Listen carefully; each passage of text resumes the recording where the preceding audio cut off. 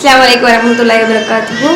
ரத்த உறவை முறிச்சு வாழக்கூடாதுன்னு சொல்றாங்க. அப்படி வாழ்ந்தா அவங்க சொர்க்கத்தோடைய வாடையை கூட என்ன உற முடியாது. ஆனா ரெண்டு சைடுல ஒரு சைடு வேணும்னு இருக்காங்க, இன்னொரு சைடு அதை புரிஞ்சுக்க மாட்டாங்க. அப்படின்னா அதற்குரிய விளக்கம். அதே போல நம்மளோட ரிலேட்டிவ் ஒருத்தவங்க நான் முஸ்லீமா இருந்தாங்கன்னா அவங்களோட ரத்த உறவை முறிச்சு வாழலாமா?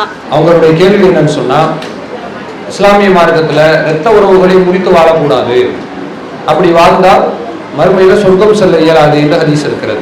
லா யதுகுலுல் ஜன்னத காத்திஉன், உறவுகளை முறித்து வாழ்பவர் மறுமையில சொர்க்கம் செல்ல முடியாது என்று ஹதீஸ் இருக்கிறது. இப்போ நாம உறவை முறிக்கல, நாம பேணுதலா பேணுறோம். அவங்க வேண்டாம் வேண்டான்ட்டு விலகி போறாங்க. இதுக்கு மார்க்கத்துல என்ன தீர்வு? அதே மாதிரி நம்முடைய இரத்த உறவோ சொந்த பந்தமோ முஸ்லீம் அல்லாத மக்களாக இருக்கிறாங்க. அப்படி இருக்கக்கூடிய சூழ்நிலையில அவங்க இடத்துல நம்ம உறவை பேணலாமா முறித்துக் கொள்ளலாமா என்பது அவங்களுடைய கேள்வி. இது ஒரு தேவையான நல்ல நடப்புல உள்ள கேள்விதாங்க. பொதுவாக இஸ்லாமிய மார்க்கத்தில் நாம ஃபத்வா எடுப்பதற்கு ரெண்டு அளவுகளை கவனிக்கணும். ஒன்று இஸ்லாத்துல ரெண்டு சட்டங்கள் இருக்கிறது. ஒன்று மியூச்சுவல் லா, கூட்டு சட்டம். இன்னொன்று இண்டிவிஜுவல் லா, தனி சட்டம். அது என்ன கூட்டு சட்டம் தனி சட்டம்? இப்ப நீங்க தொழுகிறீங்க, தொழுகிறதுக்கு பக்கத்துல ஒரு ஆளை வச்சுக்கிட்டு தான் தொழணுமா? இருந்தாலும் தொழலாம், இல்லாட்டாலும் தொழலாம், ஜமாத்தாவும் தொழலாம், தனிச்சும் தொழலாம். நோன்பு வைக்கிறீங்க, 10 பேர் சேர்ந்துதான் நோன்பு வைக்க முடியுமா என்ன? தனியா நம்ம சகர் சாப்பாடு கிடைச்சா சாப்பிட்டுட்டு எல்லாமே நோன்பு வச்சுக்கிற வேண்டியதுதான். இது இண்டிவிஜுவல். மியூச்சுவல்னா என்ன? நீங்க தனிச்சு செய்யணும்னு நினைச்சாலும் கூட தனிச்சு செய்ய முடியாது, சேர்ந்துதான் செய்ய முடியும். இந்த மாதிரி மியூச்சுவல்ல உள்ளதுதான் நீங்க கேட்கக்கூடிய விஷயம். சரியா? அப்போ உறவு முறை பேணுவதை பொறுத்தவரை நீங்க நல்லா புரிஞ்சுக்கணும். நபிகள் நாயகம் ஸல்லல்லாஹு அலைஹி வஸல்லம் அவர்கள் சொல்கிறார்கள், எந்த ஒரு முஸ்லீமாக இருந்தாலும் சரி, அஹாஹு ஃபௌக ஸலாஸ், 3 நாளைக்கு மேல தன்னுடைய முஸ்லிமான சகோதரனை அவர் வெறுப்பது மார்க்கத்தில் கூடாது. பேசாம இருப்பதும் கூட சொல்லல, வெறுப்பது. 3 நாளைக்கு மேல நீ வெறுக்க கூட கூடாது. பேசிக்கிட்டே வெறுக்கலாமா? பேசுறேன் ஆனா உன்னை நீ பிடிக்காது அப்படின்னு சொல்லலாமா? அது கூட கூடாதுன்னு மார்க்கத்துல சொல்லப்படுகிறது. அப்ப இந்த அளவுக்கு மார்க்கத்துல சொல்லப்பட்டிருக்கும் போது இது யார் யாரும் கடைபிடிக்கணும்? 2 பேரும் சேர்ந்துதான் கடைபிடிக்கணும். இதான் மியூச்சுவல். இப்படி இருக்கும்போது ஒருத்தர் மனம் திருந்தி சரியா பேசுறாப்புல, இன்னொருத்தர் பேசவே மாட்டேன்றாரு. இவர் உண்மையிலே அல்லாஹ்வுக்கு பயந்து போய் பேசுறாரு பாருங்க, இவருக்கு உண்டான கடமையை நிறைவு செய்து விட்டார். சொல்ற புரியுதா? 2 கை சேர்ந்தா ஓசை, ஒரு கை வருது, இன்னொரு கை இப்படி இப்படி தூரமா இழுத்துக்கிட்டே போகுது. இப்ப இந்த கை குற்றமா இந்த கை குற்றமா? இதான் குற்றம். அப்ப நீங்க போய் பேசுறீங்க, நம்ம போய் நட்பு பாராட்டுறோம்.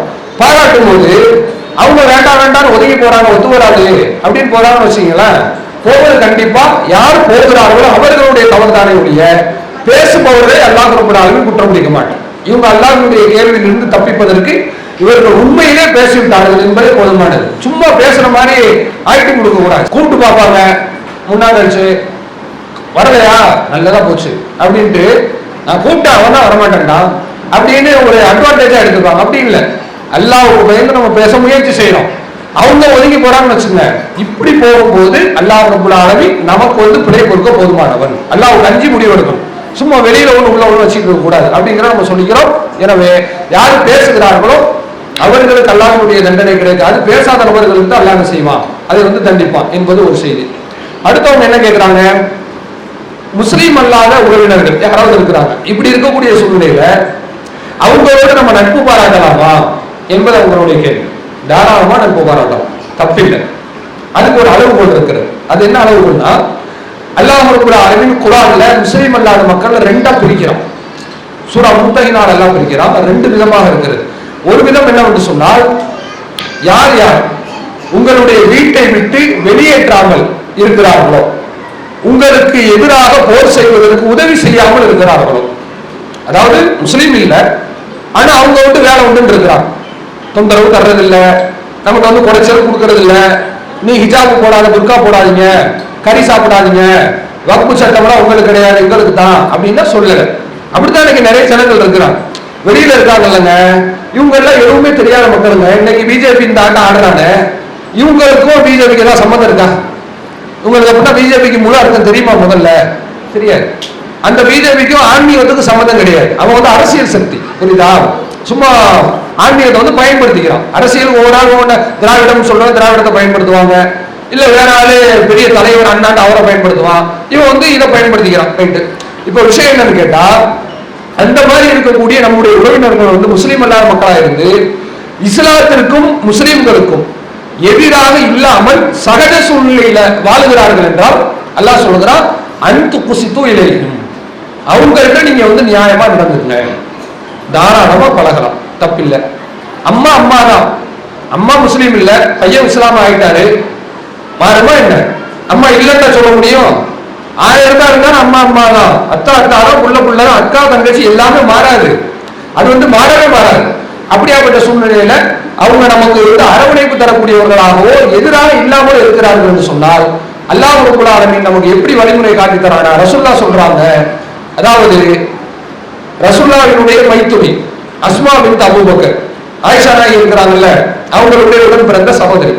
அவங்க வந்து ரசூலுல்லாஹ்ட்ட கேட்கிறாங்க, அல்லாஹ்வுடைய தூதரே, கதிமத்து உம்மி, என்னுடைய தாயார் என்கிட்ட வந்திருக்கிறாங்க, வஹிய முஷ்ரிகா, ஆனா அவங்க வந்து இணை வைக்கக்கூடியவங்களா இருக்கிறாங்க. நான் முஸ்லீமா மதீனாவுக்கு வந்துட்டேன், அவங்க மக்கால இருந்து என்கிட்ட வந்துட்டாங்க, பிள்ளைய பார்க்கணும் பிள்ளைகிட்ட இருக்கிறேன்னு வந்துட்டாங்க.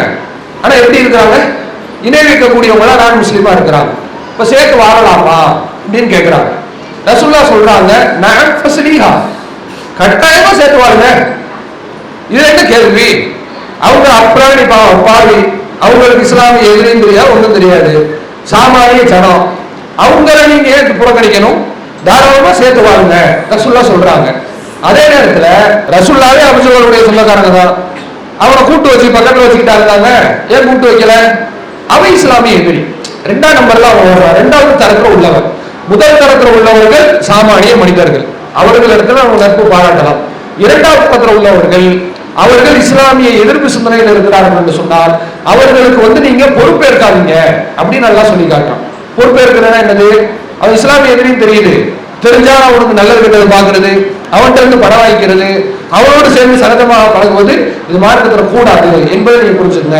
எனவே நம்முடைய முஸ்லீம் அல்லாத உறவினர்கள் என்பவர்கள் நல்ல முறையில் சரியான முறையில் இருக்கிறார்களா? தாராளமா பழகுங்க, அவங்கள்ட்ட நியாயமா நடந்து அநியாயம் பண்ணாதீங்க. நீ முஸ்லீமா இல்ல, நான் அப்படித்தான் பண்ணுவேன் இப்படித்தான் பண்ணுவேன், அவங்களை துரோகம் பண்ணக்கூடாது. அதே நேரத்துல முஸ்லீம் அல்லாத மக்களாக இருந்து இஸ்லாத்திற்கும் இஸ்லாமியர்களுக்கும் எதிராக நடக்கிறார்கள் என்று சொன்னால் அவர்களிடத்தில் நாம் வந்து நட்பு பாராட்டுவது, அண்ணன் தண்ணி உலகிக் கொண்டு அவர்களோடு ஒட்டி உறவாடுவது என்பது மார்க்கத்தில் தடுக்கப்பட்டிருக்கிறது என்பதை இந்த இடத்துல நம்ம கவனிக்கணும். அல்லாஹு அக்பர், அல்லாஹு அக்பர்.